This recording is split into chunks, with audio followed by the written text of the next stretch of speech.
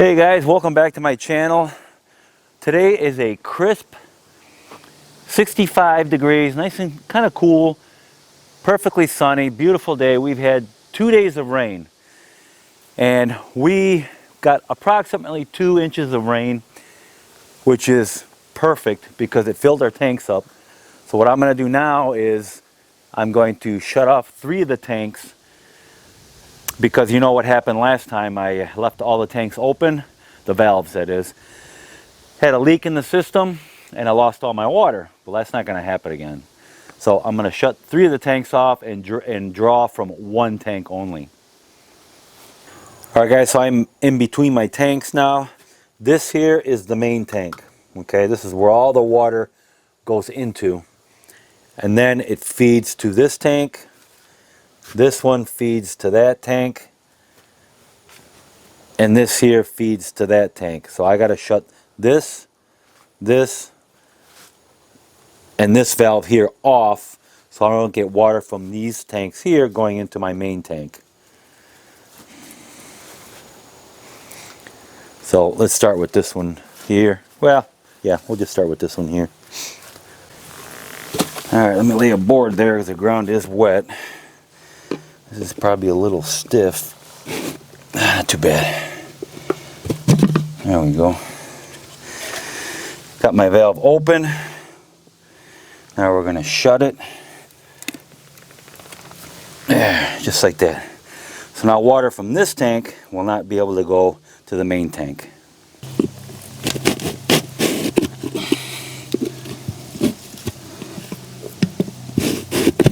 There we go.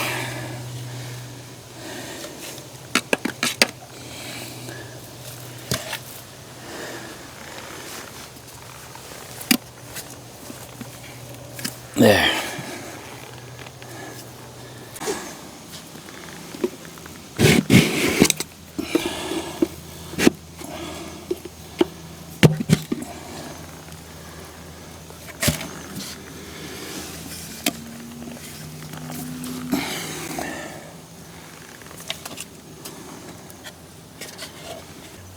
Okay, so now my 3 outer tanks are shut off. They are filled to the very top. Now I'm going to be drawing from that 1 tank where my downspouts are coming into. That'll be the main one that I'll be drawing from. This way I don't have to worry about, if I do have a leak again, put it that way, if I do have a leak again, I'll just empty 1 tank out and these will still be full, the other 3. If and when I run out of this tank, the first one, I'll just open the other tank up and let that water flow into the first tank, and I'll be drawing from that. So hopefully another leak like I had won't happen again. And if you guys missed that video, I'll put a link to that up here, and the repair video also I did on this, I will also put it in a card here or at the end of this video. Okay, we are in my storage building, and this is our storage room. I just finished up the trims on this door. If you want to see the door installation I did, I'm going to put a link to that video up here or at the end of this video. Just finished up the trim though, and I don't have the video on the trim though. But let's look inside. We set up all the shelving. We put some of our food in there. Well, we didn't organize it right, but that's a work in progress.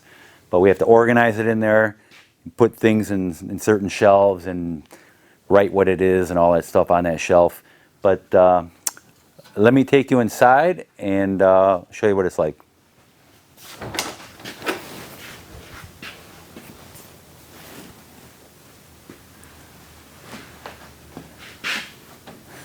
Alright guys, you can see we got all our shelves set up.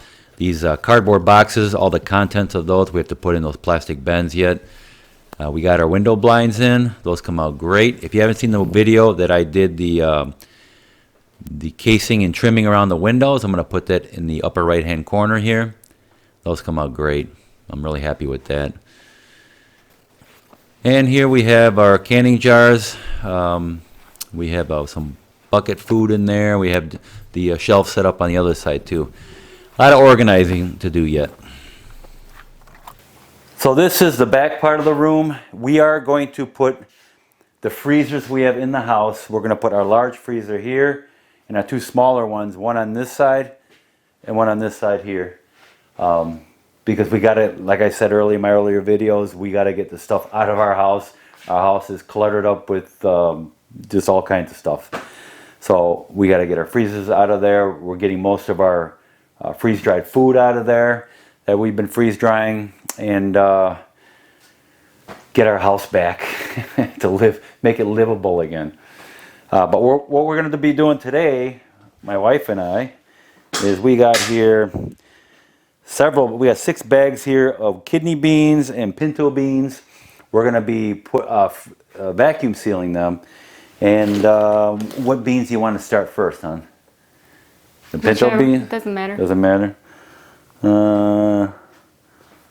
Let's see here. We'll start with, I like kidney beans. We'll start with the kidney beans. What are these? These are 25-pound bags.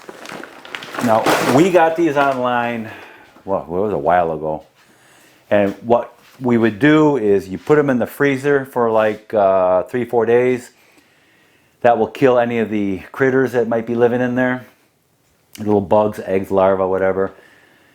And then take them out, let them sit outside for several days also. It has to come back to room temperature. Best if they're in a paper bag like that, because if there's any moisture in there, it'll get out also. So we've done that already. It's been over a week on these. A week ago we did that. We took them out of the freezer. So now we're going to vacuum seal them. Yes, 8. 8 cups. Now these bags are 10 by 14. They'll lay nice and flat. I can still seal them. Okay, now we go to our vacuum sealer here.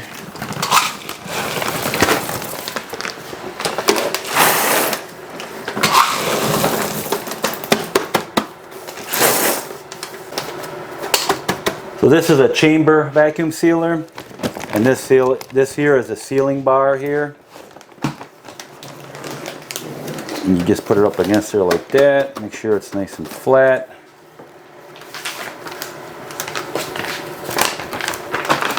And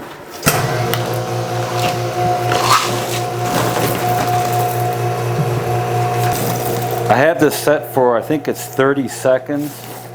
This will be down into the green, the vacuum down here.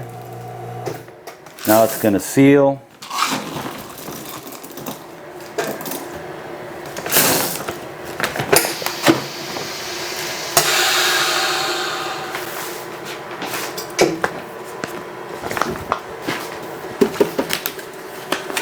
And now you got a nice package of beans, all airtight, sealed, and ready to store.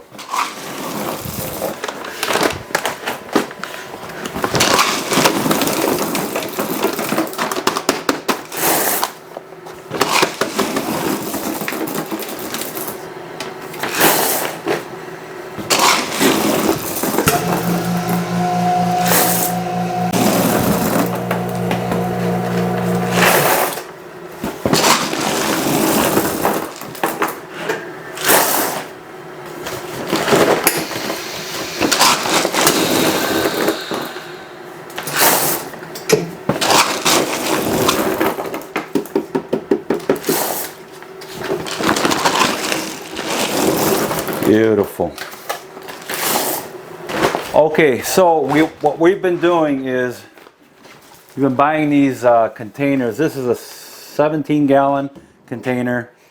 They work pretty good. They keep the light out, and they're not perfectly airtight sealed, but they will keep the light out. Now what we're going to be doing is putting these in here like this and filling this whole thing up. till we get this all nice and full, and put the lids on them like this. Now these lids do seal up pretty good around here. They're not perfect, but they store. This thing will hold a lot of those beans, and they're all vacuum sealed, so I'm not too worried about them. How many bags do you think we can get out of that? Yeah, 25-pound pinto bean. Oh, this is kidney beans. Made 1, 2, 3, 4, 5, 6 of these 8 cups. Vacuum sealed 6 or bags. 7? 2, 4, it's 6. 6. 1, 2, 3, 4, 5, 6. Okay, 6 bags out of 25-pound bag. Yeah. Okay. And then maybe like a couple. A little bit left over. Yeah, a little bit Okay. left over. And these, again, these are 10 by 14 bags, I think they are. So, not too bad. Not too bad. We thought about using the 5-gallon buckets to put the beans in, and that's a great option. It really is. But it'd be really hard for us to vacuum seal them. Now, we could put them in a 5-gallon Mylar bag and throw some oxygen absorbers in there. That's one way of doing it. We just decided to go this route. Plus these fit nicely on the shelves.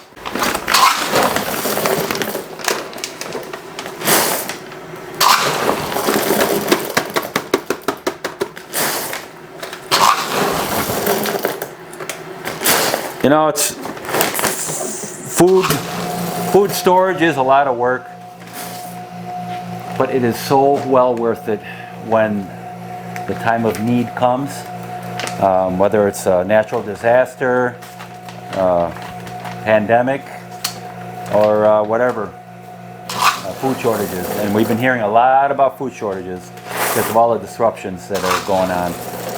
So it doesn't hurt to have extra food.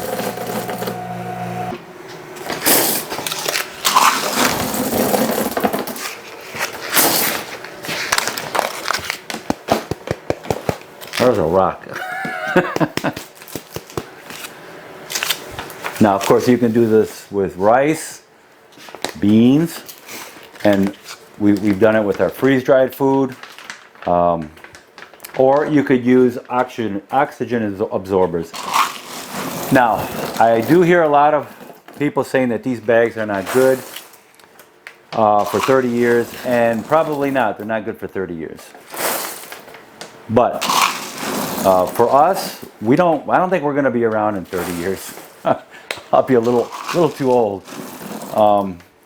But for 10, and I honestly believe if you store these right in a cool room, no sunlight, of course, because these don't block sunlight, these are clear, they will last 20 years, no problem, 15 to 20 years. And seriously, for most people, that's a long time, okay? But you put these stored up in a container like this, or even in a 5-gallon bucket, vacuum sealed, don't let no sunlight in, and they're perfectly dry, of course. They will last 15, 20 years, no problem. So, I mean, realistically, that's what we're storing for, 5, 10, 15 years. Because I'm getting old, man.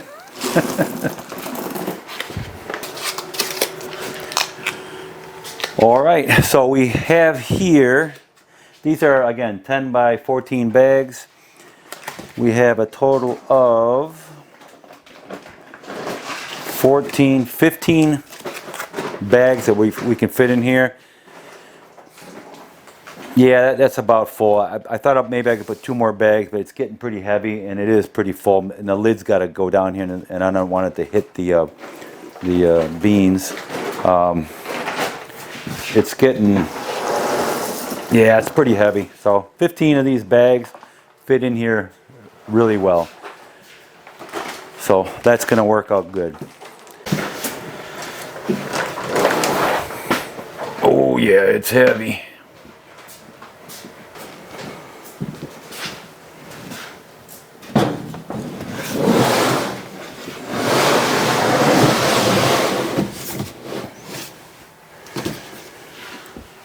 And all they have left to do is mark what's in there and a date, and they'll be good.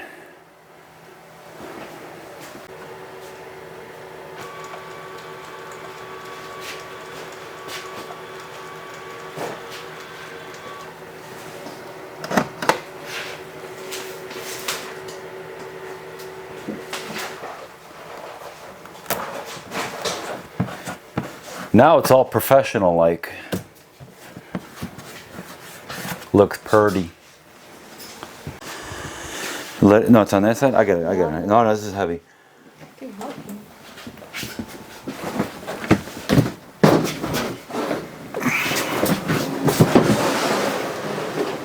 it on this side. Yeah. Okay.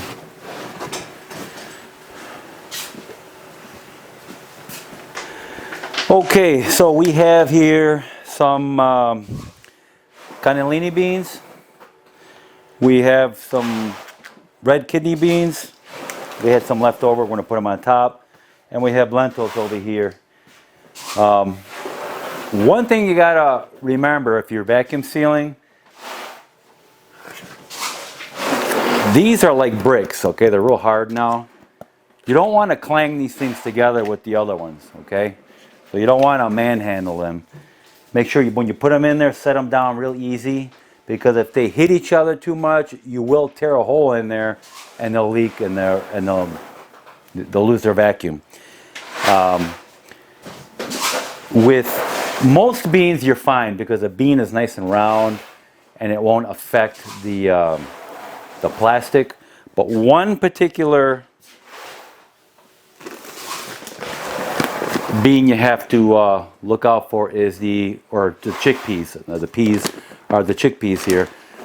The chickpeas, if you look at a chickpea, yeah, it's nice and round, but they have like this little pointy edge that's coming out of it. It's the only way I can explain it. And that pokes into these plastic bags. As you can see here, this bag has lost its vacuum because of that little pointy part of the chickpea. So the best thing you can do is put them in Mylar bags like this. Okay, Mylar are much tougher, and that little pointy thing that comes out of the chickpea won't puncture through the Mylar bags. Another option would be just to put them in Mylar bags with an oxygen absorber in there, or a 5-gallon bucket with airtight seal lid on them. You can screw on, it's airtight. You put some oxygen absorbers in there also, and that'll keep them fresh for years and years and years. So yeah, that's what you got to look out for. All right, so here we have 4 10-pound bags of black beans. So this is 40 pounds per box. We got a lot here. I'm not the only one that eats black beans here. All right, so it's my wife and I and our 2 dogs. Our 2 dogs love it. In fact, we give them about a cup and a half of cooked black beans every day, mixed with their meat, with their hamburger or with their chicken, and they love it. Sometimes we put in some carrots also with the dog food, some cooked carrots. But to store this, we can also vacuum seal it and put them in bags and all that stuff. But for this, we're going to do something different. I'm going to get some 5-gallon food grade buckets, and I'm going to get those lids that are airtight and they screw on. So we're going to put, hopefully I can get 3 or 4 bags in a 5-gallon bucket. We're going to throw a couple of oxygen absorbers in there and screw on the tops and seal it up real good. We're going to try it that way, and hopefully that should work pretty good.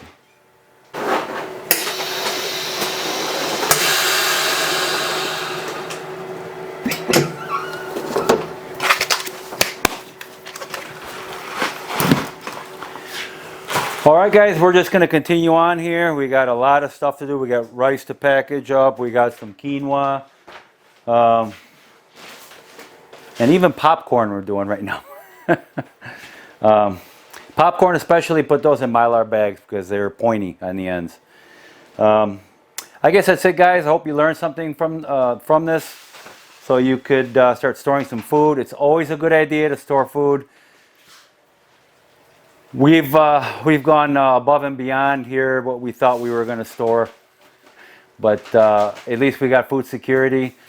It's a good idea. Whatever you can store a week's worth of food, a month's worth, 2 months, 3 months, 6. You should be storing up at least 6 months to a year of food would be preferable. But store something, and rice and beans is the way to go. That will sustain you. It's dry, and it'll last for a long, long time in your pantry. All right, guys, so we're going to get back to work here. Thank you for watching. Please like, subscribe to my videos, and I will see you guys in the next video.